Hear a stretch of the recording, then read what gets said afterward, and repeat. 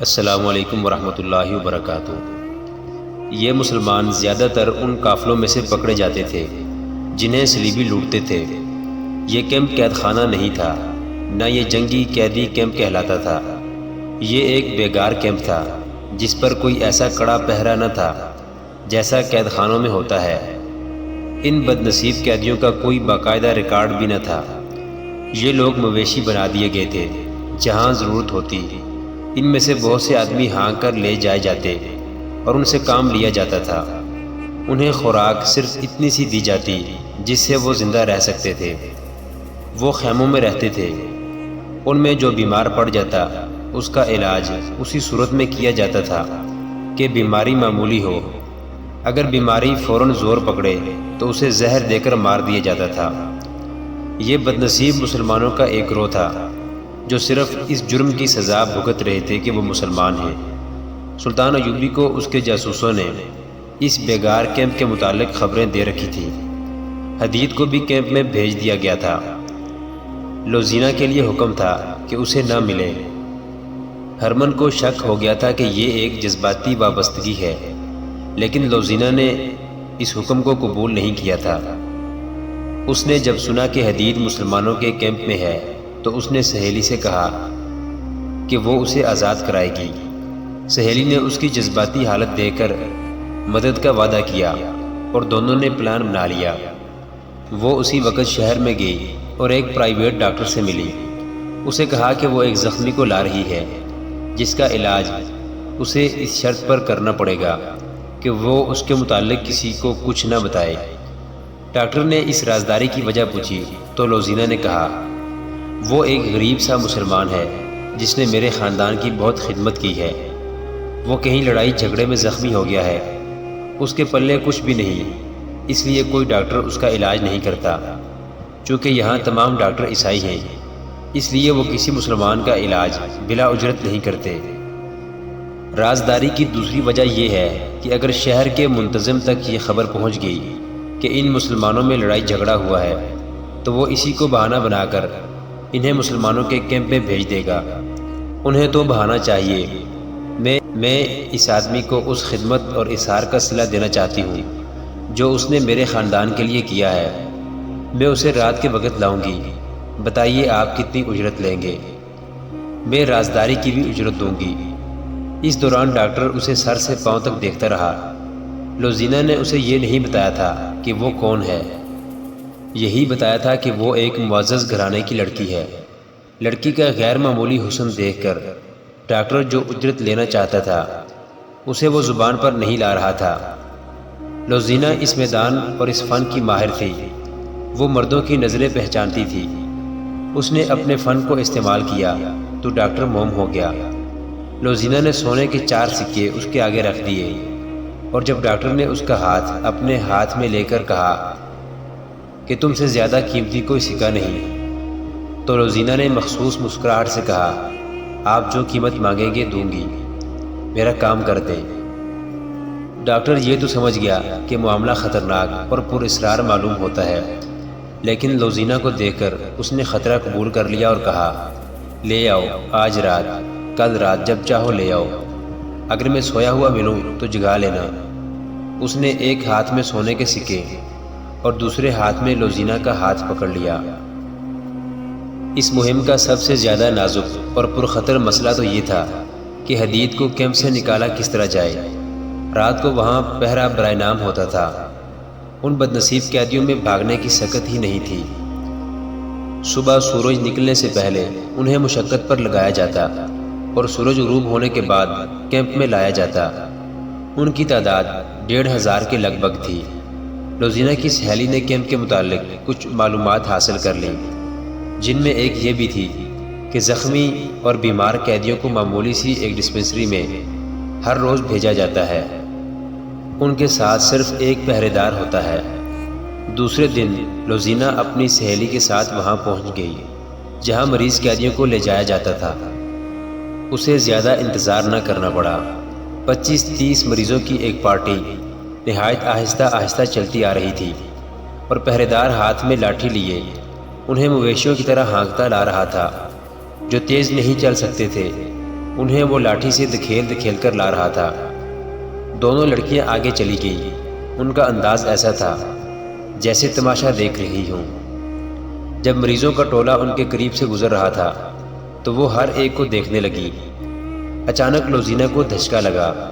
حدید اسے قہر بھری نظروں سے دیکھ رہا تھا۔ اس سے اچھی طرح چلا نہیں جاتا تھا۔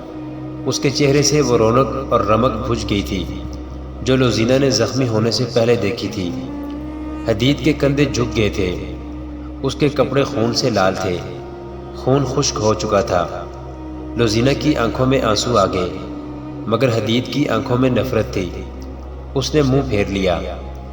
یہ مریض ٹولہ آگے نکل گیا تو لوزینہ اور اس کی سہیلی پہرے دار کے ساتھ ایسی باتیں کرنے لگیں جن میں ان مسلمان مریضوں کے خلاف نفرت تھی۔ انہوں نے زبان کے جادو سے پہرے دار کو اپنا گرویدہ کر لیا اور کہا کہ وہ ازراہ مذاق ان قیدیوں کے ساتھ باتیں کرنا چاہتی ہیں۔ ڈسپنسری میں دوسرے مریض بھی تھے۔ خاصا ہجوم تھا۔ قیدیوں کو ایک طرف بٹھا دیا گیا۔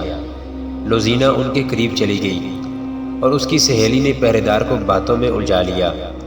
حدید دیوار کے سہارے بیٹھ گیا تھا۔ اس کی حالت اچھی نہیں تھی۔ لوزینہ نے آنکھ کے اشارے سے اسے پرے بلایا۔ وہ جب اس کے قریب گیا تو لوزینہ نے آہستہ سے اسے کہا، مجھے حکم ملا ہے کہ تم سے کبھی نہ ملوں، بیٹھ جاؤ۔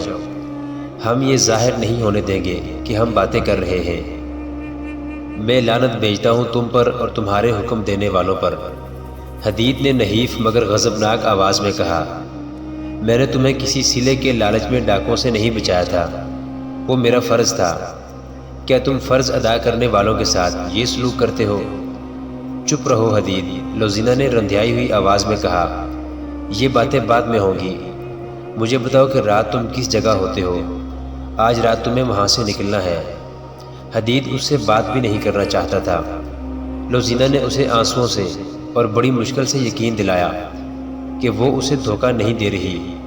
حدید نے بتایا کہ وہ رات کو جہاں سوتا ہے وہاں سے نکلنا مشکل نہیں، لیکن نکل کر وہ جائے گا کہاں؟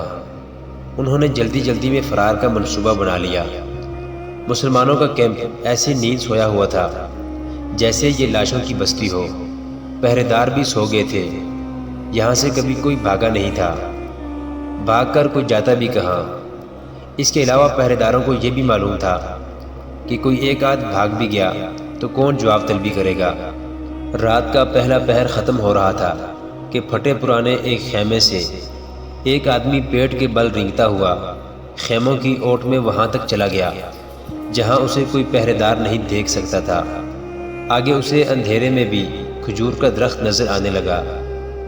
جہاں تک اسے پہنچنا تھا ایک سایہ سر سے پاؤں تک موٹے کپڑے میں لپٹا ہوا کھڑا تھا۔ رینگنے والا اٹھ کھڑا ہوا اور کھجور کے تنے تک پہنچ گیا۔ وہ حدید تھا۔ لوزینہ اس کی منتظر تھی۔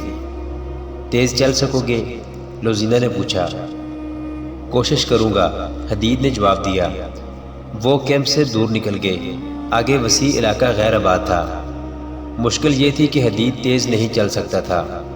لوزینہ نے سہارا دے کر تیز چلانے کی کوشش کی اور اسے بتاتی گئی کہ اسے کیسے کیسے حکم اور دھمکیاں ملی ہیں۔ اس نے حدید کی غلط فہمی رفع کر دی۔ آگے شہر کی گلیاں آ گئیں اور پھر ڈاکٹر کا گھر آ گیا۔ 3-4 بار دستک دینے سے ڈاکٹر باہر آیا اور انہیں فوراً اندر لے گیا۔ اس نے حدید کے زخم کھول کر دیکھے تو کہا کہ کم از کم 20 روز مرہم پٹی ہوگی۔ یہ سن کر لوزینہ کے سامنے ایک بہت ہی پیچیدہ مسئلہ آ گیا۔ وہ یہ تھا کہ اتنے دن وہ حدید کو چھپائے گی کہاں؟ اسے بیگار کیمپ میں واپس تو نہیں لے جانا تھا۔ اس کی عقل جواب دے گئی۔ ڈاکٹر مرہم پٹی کر چکا تو اس نے کہا کہ اسے نہایت اچھی اور مقوی غذا کی ضرورت ہے۔ لوزینہ اسے پرے لے گئی اور کہا، یہ جہاں رہتا ہے وہاں اسے اچھی غذا نہیں مل سکتی۔ میں گھر میں اسے اپنے پاس نہیں رکھ سکتی۔ آپ اسے یہیں رکھیں اور جو چیز اس کے لیے فائدہ مند ہو وہ کھلائیں۔ مجھ سے آپ جتنی قیمت اور اجرت مانگیں گے دوں گی۔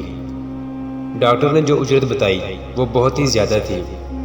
لوزینہ نے کم کرنے کو کہا تو ڈاکٹر نے کہا، تم مجھ سے بہت ہی خطرناک کام کرا رہی ہو۔ میں جانتا ہوں کہ یہ شخص مسلمانوں کے کیمپ سے لایا گیا ہے اور یہ مصری فوج کا سپاہی ہے۔ تمہارا اس کے ساتھ کیا تعلق ہے؟ مجھے منہ مانگی اجرت دو گی تو تمہارا یہ راز میرے گھر سے باہر نہیں جائے گا۔ مجھے منظور ہے، لوزینہ نے کہا۔ اور یہ بھی سن لو ڈاکٹر، اگر یہ راز فاش ہو گیا تو آپ زندہ نہیں رہیں گے۔ محترم ناظرین، صلاح الدین ایوبی کی زندگی کے واقعات پر مشتمل سیریز دیکھنے کے لیے چینل کو سبسکرائب ضرور کر لیں۔ گزشتہ اقساط دیکھنے کے لیے چینل پر پلے لسٹ کا وزٹ کریں۔ ویڈیو کو لائک اور شیئر ضرور کیجیے۔ کمنٹ باکس میں اللہ اکبر ضرور ٹائپ کریں۔ اللہ آپ کا حامی و ناصر ہو۔